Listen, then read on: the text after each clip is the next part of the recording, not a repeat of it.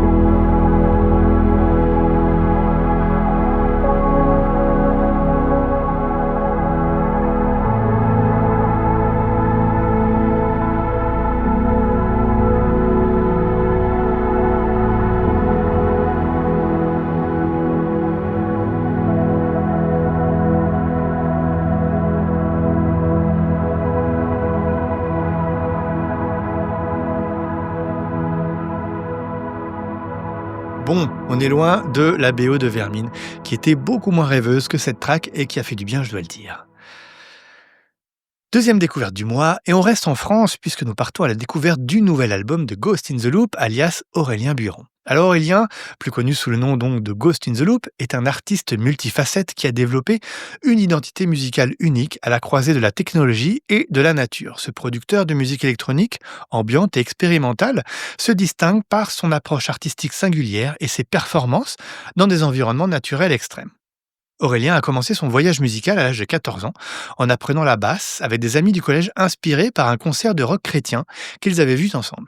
Son talent l'a rapidement conduit au conservatoire où il a également appris la guitare. Avant de devenir Ghost in the Loop, il a joué dans divers groupes de rock, metal et pop rock, notamment dans un projet appelé Alta Villa.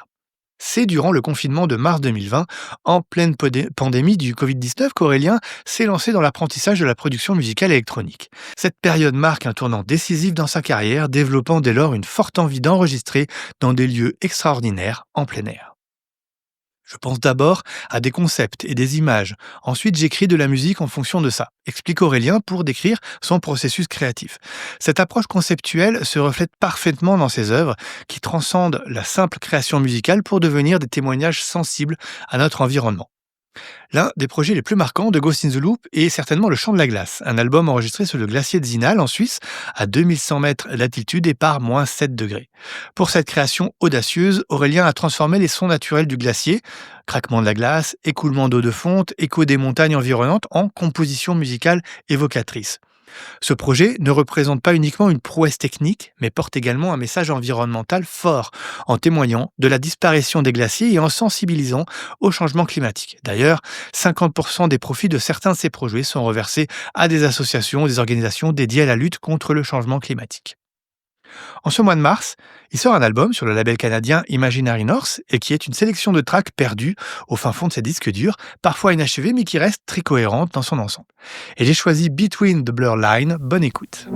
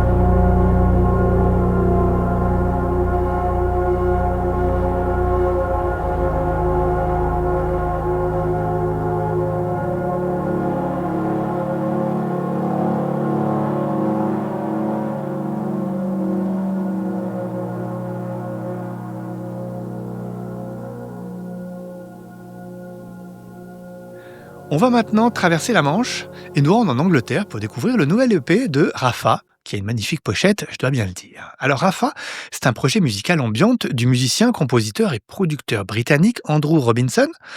Le nom de Rafa puise ses racines dans l'hébreu et signifie être calme ou be still en anglais. Une philosophie qui résonne profondément dans chacune de ses compositions. Basé à Bedford, au Royaume-Uni, cet artiste s'est donné pour mission de créer des espaces sonores où l'auditeur peut s'évader du tumulte quotidien. Le projet Rafa est né d'un désir profond de travailler paix et tranquillité dans un monde saturé de bruit et de distractions. Fait intéressant, nombre de ses premières compositions ont vu le jour pendant ses trajets quotidiens en train vers Londres, transformant ainsi ces moments de transit en période créative. L'univers musical de Rafa se caractérise par l'utilisation de synthétiseurs éthérés, de textures sonores riches et d'enregistrements de terrain minutieusement sélectionnés. Son approche artistique s'inspire principalement de deux sources, la nature dans toute sa splendeur et sa foi chrétienne, créant ainsi des paysages sonores méditatifs et qui invitent à la réflexion et au recueillement. Je vous laisse tester ces différents états avec le titre Inhale.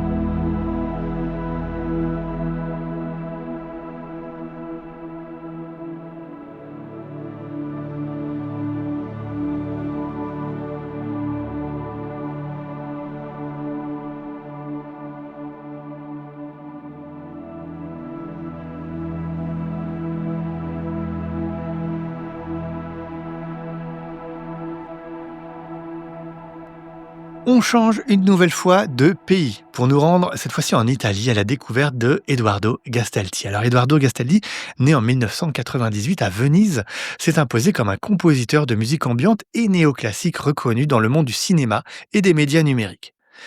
Edoardo Gastaldi a développé un style musical distinctif qui combine des lignes de piano lentes avec des atmosphères ambiantes profondes et immersives. Sa musique se situe à la frontière entre le minimalisme post-classique répétitif et les couches ambiantes compositionnelles, créant ainsi un fil philosophique de mélancolie condensée et d'espoir éparse. Cette esthétique sonore unique lui permet d'explorer les thèmes de la fragilité humaine, des paradoxes et des complexités de l'existence. Après plusieurs années d'études musicales formelles, allant du piano classique à la théorie musicale, Eduardo a commencé à publier ses compositions et productions en 2021. Sa musique évolue constamment dans un équilibre entre les genres moderne classical, ambiante et post-rock, témoignant de sa capacité à transcender les frontières musicales et traditionnelles. L'approche philosophique de Gastaldi s'inspire des œuvres d'artistes fondamentaux comme Amok, Shigeros, John Cage ou encore Nils Fram. Cette diversité d'influences se reflète dans sa capacité à créer des paysages sonores évocateurs qui touchent profondément son public. Le compositeur vénitien est particulièrement actif dans les collaborations artistiques. En mars 2025, donc ce mois-ci, il a sorti l'album Atlantic to Adriatic avec Jay Breyer, un projet qui connecte Venise et Boston à travers une fusion de field recording, d'instrumentation classique et de synthétiseurs. Cette œuvre explore la mémoire, le lieu et le mouvement en créant des ponts entre géographie et temporalité.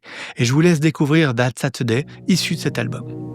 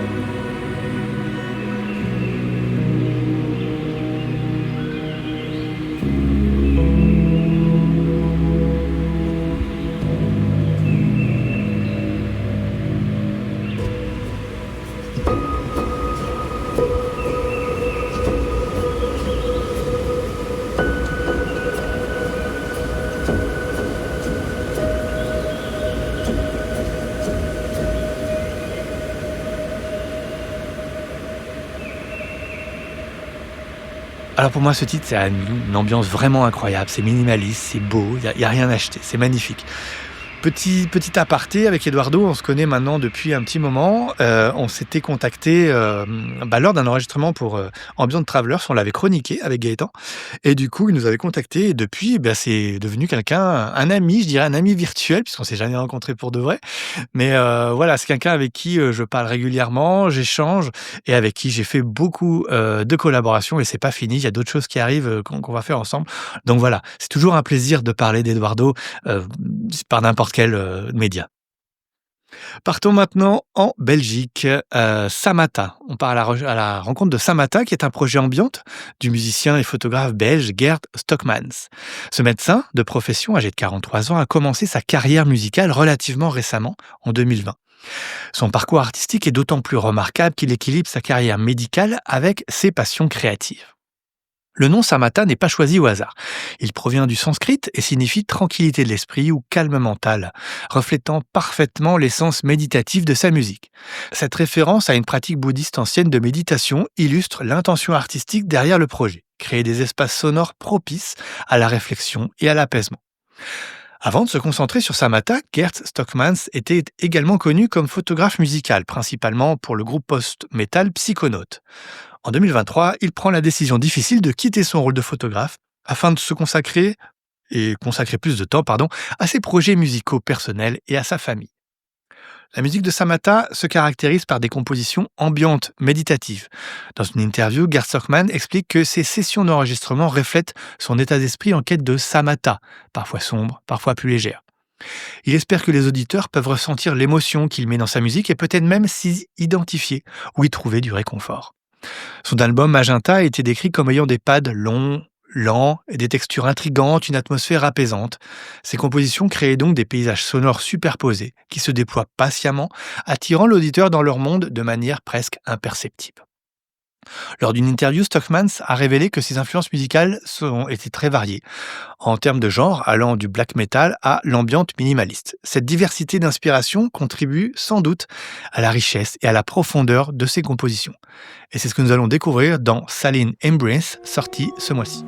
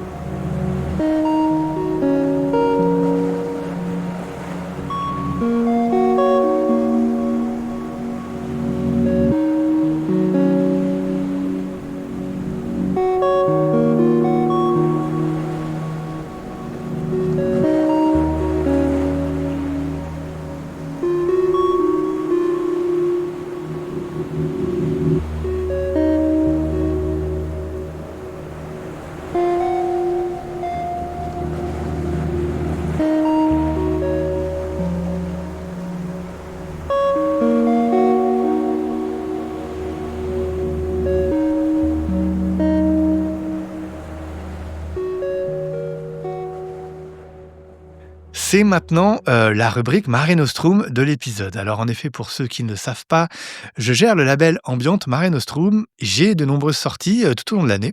Et pour ce mois de mars, je fais un focus sur la sortie Flowing de Eric Alieta, alias Ancient Astronaute. Alors Ancient Astronaute, c'est un projet musical donc d'Eric Alieta, un artiste français basé à Rennes, en Bretagne.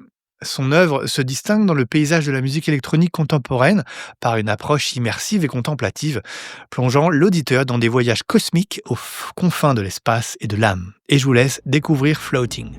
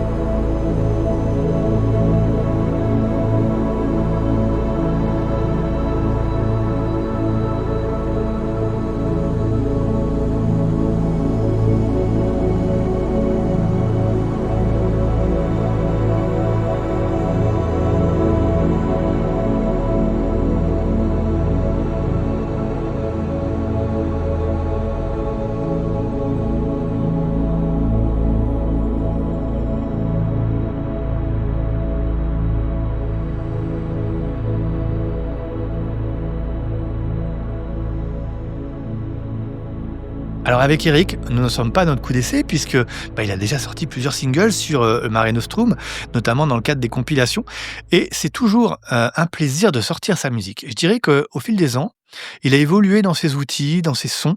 Il propose des choses très atmosphériques, comme vous avez pu le constater ici, mais il a vraiment trouvé sa patte. Et ça se voit car le public répond très favorablement sur ses dernières sorties. À noter que cette sortie Flowing est accompagnée de 3 reworks par Brannan Lane, Christian Alsemguest ou encore Winter West, mais des artistes sur lesquels je ne vais pas m'attarder parce que j'aurai l'occasion de vous en parler plus tard sur ce podcast. Et puis, pour finir cet épisode, je m'autorise un peu d'auto-promotion. J'ai eu un mois de mars très chargé en tant que musicien avec 3 sorties coup sur coup. Et pour cet épisode, je ferai le focus sur la dernière, à savoir A plus B, composée avec Eblo, un artiste anglais qui mérite d'être un peu plus connu à mon goût. Alors, avec Eblo, on s'est envoyé des pistes. Il m'a envoyé des choses un peu expérimentales de son côté, peut-être un peu dark. Ça m'a permis de sortir un peu de ma zone de confort, ce qui est toujours bon, pour ne pas s'encrouter dans toujours les mêmes sons, les mêmes accords, etc. Pour accompagner cette sortie, Heblo a créé 2 vidéos avec l'IA, sauf erreur, c'est avec Midjourney et que je trouve vraiment bluffante. On est très, très loin, des vidéos toutes pourries que peut faire, l'IA parfois. Non, là vraiment, il a utilisé l'IA dans une vraie, démarche créative, avec des choses, il y a une vidéo qui est vraiment, orientée très espace et puis, l'autre avec un arbre et puis il y a différentes formes, des couleurs, des choses. C'est vraiment incroyable. C'est vraiment très, très réussi. Je vous laisse aller découvrir ça sur nos Instagram respectifs parce que ça vaut vraiment le coup d'œil. En attendant, je vous laisse découvrir la track Hey.